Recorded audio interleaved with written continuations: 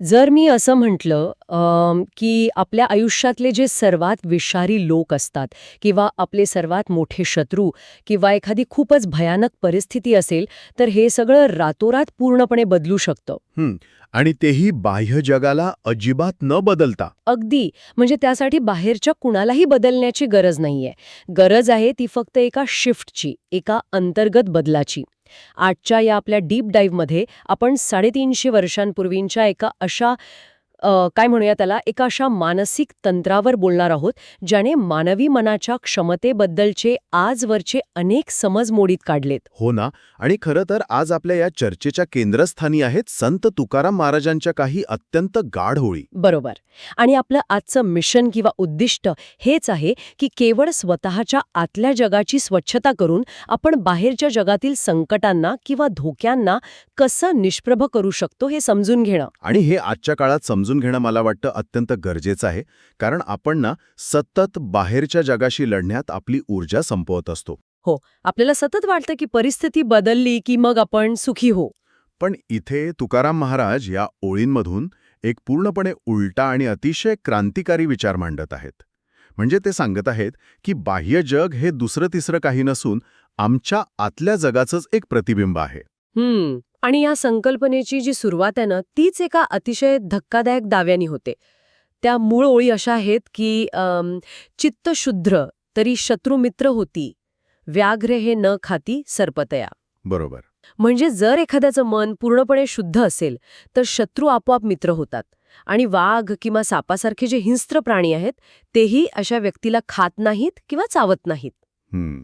हे ऐकायला खूपच प्रभावी वाटतं. हो, पण म्हणजे आता चला आपण याला थोडं उलगडून पाहूया. हे ऐकायला एक सुंदर कविता म्हणून खूप छान वाटतंय, पण वास्तवाच्या पातळीवर मला हे थोडं पचायला कठीण जातंय. अच्छा. म्हणजे कसं? म्हणजे बघा, जर प्रत्यक्ष जंगलात एखादा वाघ समोर आला किंवा आजच्या कॉर्पोरेट जगात आपण पाहिलं, एखादा अत्यंत क्रूर किंवा विषारी प्रवृत्तीचा बॉस पाठीशी लागला, तर फक्त आपलं मन शांत आहे म्हणून तो आपल्याला सोडेल. हा काही म्हणजे तो जेडी माइंड ट्रिक सारखा प्रकार आहे का? हां. मला कळते तुम्हाला काय म्हणायचंय. म्हणजे प्राणी तुमची शांत ऊर्जा ओळखतात असं काही. किंवा इथे वाघ आणि साप हे खऱ्या प्राण्यांबद्दल नसून आपल्या आयुष्यातील क्रूर लोक आणि विषारी परिस्थितींचे रूपक आहेत. हे थोडं भावडेपणाचं वाटत नाही का? तसं पाहिलं तर तुमचा हा संशय अगदी स्वाभाविक आहे. वरवर पाहता तो भावडेपणा वाटू शकतो, पण यात सर्वात आश्चर्यकारक गोष्ट ही आहे की यामागे एक अत्यंत प्रगत असं मानसशास्त्र दडलंय. आपण थोडं मुळात जाऊन विचार करूया. हां, सांगा ना. कोणताही हिंस्र प्राणी किंवा माणूस हल्ला का करतो? बहुतांश वेळा आक्रमकता ही मुळात एका असुरक्षिततेतून किंवा आमच्या भीतीतून जन्माला येते. संरक्षणाच्या भावनेतून येते. अच्छा, म्हणजे त्यांना स्वतःला धोका वाटत असतो. अगदी. जेव्हा समोरच्या व्यक्तीच्या डोळ्यात किंवा देहबोलीत भीती असते, तेव्हाच हल्लेखोराला तो शिकार किंवा धोका वाटतो. म्हणजे तुम्ही म्हणत आहात की समोरचा जो हल्ला आहे तो आपल्या आतल्या भीतीचीच एक प्रतिक्रिया असू शकतो. अगदी तसंच. आता शुद्ध चित्त म्हणजे नेमकं काय? तर असं मन ज्या मनात कसलाही पूर्वग्रह नाही, आक्रमकता नाही, बचाव करण्याची अस्वस्थता नाही किंवा द्वेषही उरलेला नाही. बापरे, म्हणजे पूर्णपणे निर्भय अवस्था. हो. आणि जेव्हा अशी व्यक्ती एखाद्या आक्रमक प्राण्याच्या किंवा माणसाच्या समोर उभी असते, तेव्हा ती कोणतीही नकारात्मक ऊर्जा बाहेर टाकत नाही. आधुनिक विज्ञानात आपण मिरर न्यूरॉन्सबद्दल बोलतो, जे समोरच्या व्यक्तीच्या भावनांची नक्कल करतात. बरोबर. तर जेव्हा आक्रमक व्यक्तीला समोरून कोणताही प्रतिकार किंवा भीती जाणवत नाही, तेव्हा त्याला हल्ला करण्यासाठी आवश्यक असणारं इंधनच मिळत नाही. त्यांचं स्वतःचं मानसिक अस्त्र तिथे कुचकामी ठरतं. हे फारच रंजक आहे. म्हणजे युद्धाच्या मैदानात जर एखादा सैनिक कोणतंच शस्त्र न घेता आणि डोळ्यात अजिबात भीती न बाळगता समोर जाऊन उभा राहिला तर समोरचा शत्रूही काही क्षणांसाठी गोंधळेल ना. नक्कीच गोंधळेल. त्याला कळणारच नाही की आता नक्की काय करायचं. बरोबर. कारण आक्रमकतेला नेहमी प्रतिकाराची गरज असते. आता बघा, भिंतीवर चेंडू मारला तर तो परत येतो, पण तोच चेंडू जर तुम्ही कापसाच्या ढिगाऱ्यावर मारलात तर काय होईल? तो तिथेच शोषला जाईल. अगदीच. हेच शुद्ध चित्त असलेल्या व्यक्तीचं मन त्या कापसाच्या ढिगाऱ्यासारखं असतं. तिथे शत्रूची आक्रमकता आदळून परत येत नाही, तर ती गळून पडते. अच्छा, म्हणून ते वाघ आणि साप असं रूपक वापरतात. होय. वाघ आणि साप हे प्रत्यक्ष प्राणीही असू शकतात आणि हिंस्र प्रवृत्तीचे लोकही. जेव्हा तुमच्या आतून लढण्याची किंवा पळून जाण्याची ती फाईट ऑर फ्लाईट रिस्पॉन्सची प्रवृत्तीच नष्ट होते, तेव्हा समोरच्याचं शत्रुत्व मुळापासून कोलमडून पडतं. भूतकाळातील आघात किंवा सध्या जाणवणाऱ्या वेदना त्यांचं काय करायचं? कारण अभंगाचा जो पुढचा भाग आहे तो थेट या वेदनांना हात घालतो. विष ते अमृत अघाते हित. हो, तुकाराम महाराज म्हणतात, विष ते अमृत अघाते हित अकर्तव्य नीत होय त्यासी. आणि पुढे ते म्हणतात, दुःख ते देईल सर्व सुख फळ होतील शीतळ अग्निज्वाळा. अगदी गाढोळी त्या. म्हणजे विचार करा, विष चक्क अमृत होतं, आघात फायद्याचे ठरतात आणि आगीच्या ज्वाळाही शीतल होतात. इथे एक अतिशय रंजक गोष्ट समोर येते.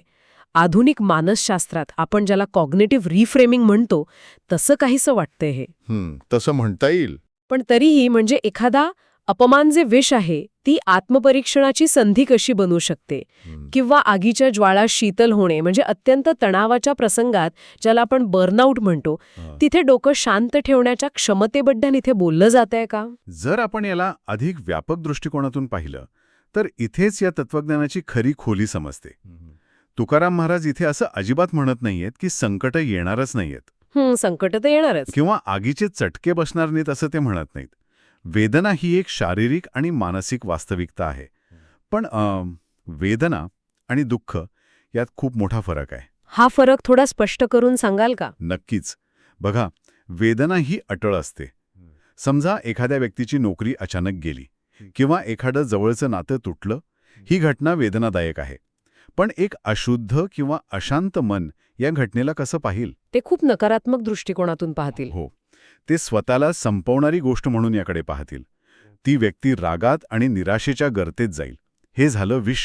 अच्छा, पण तेच जर चित्त शुद्ध असेल तर ती व्यक्ती त्या घटनेकडे स्वतःला घडवणारी एक संधी म्हणून पाहेल.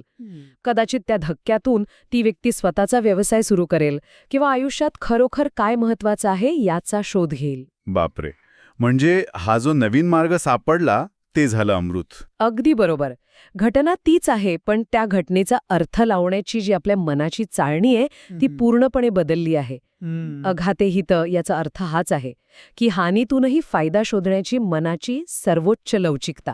ज्याला आपण रेझिलियन्स म्हणतो. हो, रेझिलियन्स. जेव्हा ते म्हणतात की अग्निज्वाळा शीतल होतील तेव्हा त्याचा अर्थ आग विझेल असा नाही. बाह्य परिस्थितीची आग तशीच धगधगत असेल, पण ती तुमच्या आतल्या गाभाऱ्यातील शांतीला जाळून खाऊ शकणार नाही. म्हणजे आतला गाभारा पूर्णपणे शीतल राहील. अगदी. कोणत्याही मोठ्या संकटातून जेव्हा एखादी व्यक्ती खचून न जाता अधिक सक्षम होऊन बाहेर पडते तेव्हा ती खऱ्या अर्थाने या ओळींचा अनुभव घेत असते. कमाल आहे. म्हणजे ही एक प्रकारची मानसिक किमयाच आहे ना. आपण नेहमी ऐकतो की कोळशावर प्रचंड दाब पडला की त्याचं हिऱ्यात रूपांतर होतं. अगदी तसंच. बरोबर. तो दाब आनंददायी नक्कीच नसतो, पण जर तो सहन करण्याची आणि त्यातून स्वतःला घडवण्याची आंतरिक शुद्धता असेल तर तो दाबच अमृत बनतो. होय, आणि हे ना एका रात्रीत होत नाही.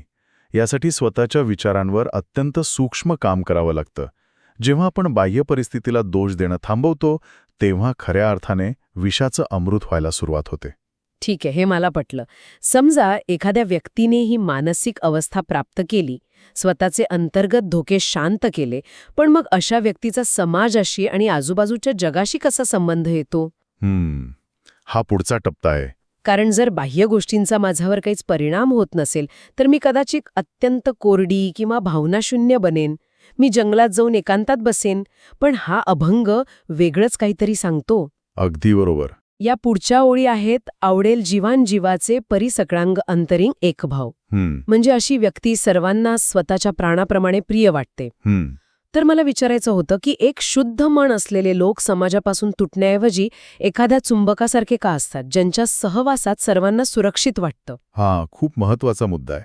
कारण अनेकांना वाटतं की अध्यात्म म्हणजे जगापासून पळ काढणे, पण सकळांग अंतरी एक भाव ही ओळ आपल्याला एका एकत्वाच्या संकल्पनेकडे घेऊन जाते. म्हणजे अद्वैत. हो, जेव्हा माणसाचं मन खरोखर शुद्ध होतं तेव्हा त्याच्यातला अहंकार किंवा मीपणा गळून पडतो. आणि जिथे मी आणि तू असा भेद नसतो तिथे भीती किंवा स्वार्थ नसतो. अच्छा, म्हणजे अशी व्यक्ती समोरच्याला परका मानतच नाही? अजिबात नाही. त्यांना जाणवतं की माझ्या आत जी चेतना आहे तीच समोरच्यामध्येही आहे आणि जेव्हा ही जाणीव वागण्यात उतरते तेव्हा ती व्यक्ती सर्वांसाठी एक अत्यंत सुरक्षित जागा बनते. तुम्हीच विचार करा, आपल्याला कोणत्या लोकांच्या सहवासात सर्वात जास्त शांत वाटतं?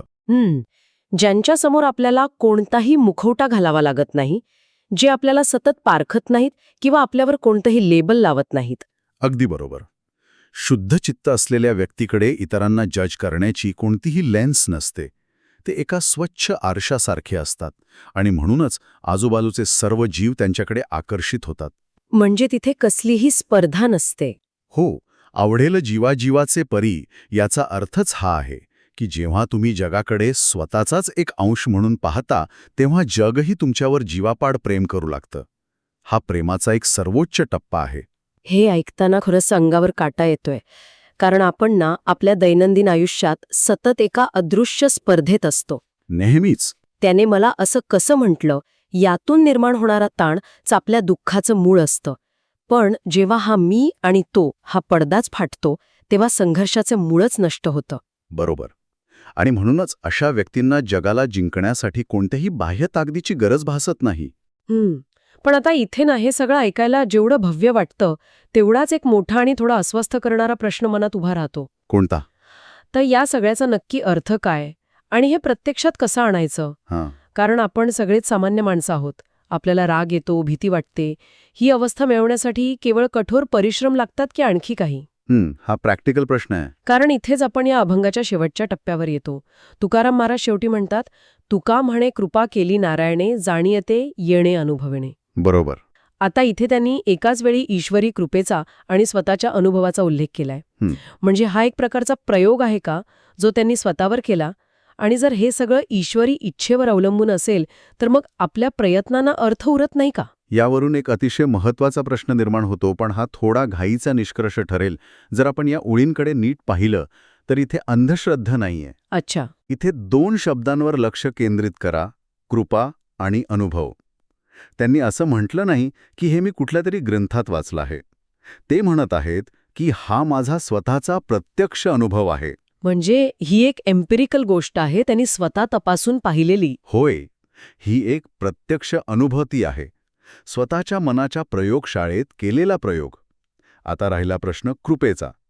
आपण प्रयत्न करू शकतो, ध्यानधारणा करू शकतो, रागावर नियंत्रण मिळवू शकतो, पण हे सगळे प्रयत्न कुठेतरी आपल्या अहंकाराशी जोडलेले असतात. म्हणजे मी हे साध्य करणार ही भावना असते. अगदी. आणि तिथेच खरी गोम आहे. जोपर्यंत मी हे करत आहे असा अहंकार असतो तोपर्यंत चित्त पूर्णपणे शुद्ध होऊ शकत नाही. नारायणाची कृपा हा तो क्षण आहे जेव्हा माणूस आपला अहंकार एका सर्वोच्च शक्तीसमोर पूर्णपणे समर्पित करतो. ओहो, म्हणजे नियंत्रण सोडून देण्याची अवस्था. हो. जेव्हा तुम्ही परिणामांची चिंता सोडून देता तेव्हा अचानक एक वेगळीच शांतता आत उतरते. तिलाच संत वाङ्मयात कृपा म्हटले आहे. आणि हे शब्दात सांगता येत नाही, ते जगावं लागतं. म्हणूनच ते अनुभवे हा शब्द वापरतात.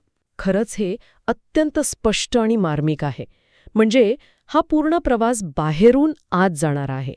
आपण भौतिक जगात वावरताना नेहमी बाहेरच्या परिस्थितीला दोष देतो.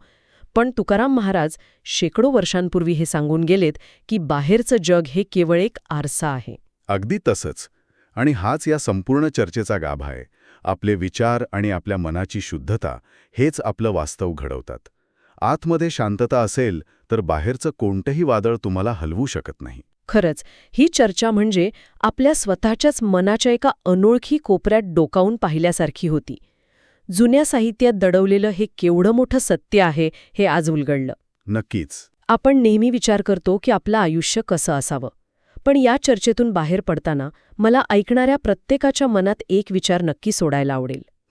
या अभंगाच्या सुरुवातीला आपण वाघ आणि साप यांच्याबद्दल बोललो होतो. जरा शांतपणे स्वतःच्या आयुष्याकडे वळून पहा. आज आपल्या दैनंदिन आयुष्यात आपल्याला जे वाघ किंवा साप म्हणजेच त्रासदायक लोक किंवा कठीण प्रसंग आपल्याला चावायला येत आहेत असं आपल्याला वाटतं, ते खरंच बाहेरचे वास्तविक धोके आहेत की आपल्याच अशांत, असुरक्षित आणि अशुद्ध मनाची ती निर्मिती आहे? यावर नक्की विचार करा. याच एका प्रश्नासोबत आपण आज इथेच थांबूया.